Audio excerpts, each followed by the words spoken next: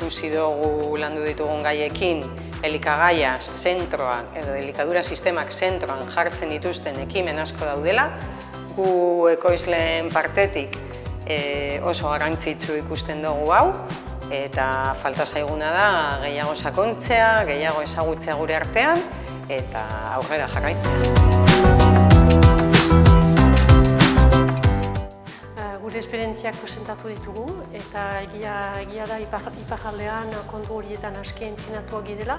Laborantza mundua aski garatua da, aski ontsa ezagutzen ditugu laborantzan eta kontsumo taldeetan pasatzen dena. Eta interesgarria izan dena, hegoaldeko esperientziak eta gutxi ezagutzen ditugu.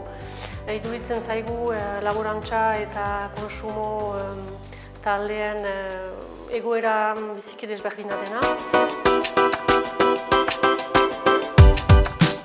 Erronka hau guztiona dela ikustea eta ez bakarrik hor bakoitza bere herrian pareta batekin eta burruka baten, baizik eta eskualde mailan, Euskal Herri mailan eta erronka hauek beste modu baten begiratzea ikuspegi global hau batekin oso garrantzitsua da eta holako elkarteratzeak eta holako elkarbanatzeak guretzako oso aberasgarri zaik dira.